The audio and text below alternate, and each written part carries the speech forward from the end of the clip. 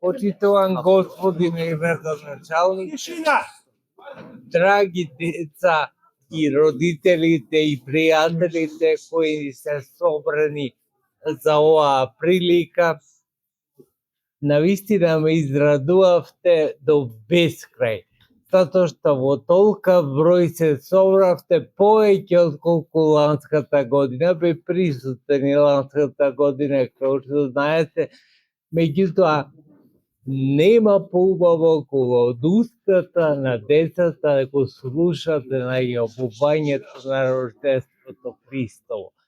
Не затоа што сте вие иднината само на овај народ, воопшто на оваа црква, туку затоа што е најмилозвучен и најневин гласот на децата. И затоа многу ме израдувавте што ми го најавивте Рождеството Христово, кое јас утре ќе им го најавам на сите. Вие пред мене го најавивте, ама така и треба. Затоа што од невините усти го слушнав најавувањето на Рождеството Христово. Да сте здрави и живи и оваа традиција да ви продолжи долго време, да го предадете на вашите деца, а вашите деца да предадат на нивните деца. Затоа што има поубаво од ова?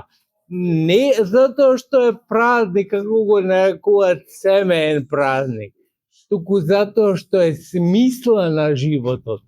Вие како деца добро ќе ме сватите дека има смисла животот само ако е бесмртен. Ама ова е денешната најава која најавувате дека дојде Господ за да ни го покаже тоа, дека животот е безкраен. Да сте здрави и живи, милоста Божја да биде на вас и да ве чува во сите дни на вашиот живот. Амин. Сега полека ќе повелите да земите нешто. Вие ми подаривте нешто, ама нешто ќе ве треба и јас да ви подарам. Секогаш да знаете дека животот е давање и земање. Не е само земање, како некои што се навикнуваат, нити пак само давање, зашто ако е така, тој ќе се потроши што дава. Туку е размена, давање и земање. Вие ми ја дадовте песната, јас ќе ви дадам нешто друго што можам да ви дадам. Да сте здрави. Амин. Амин.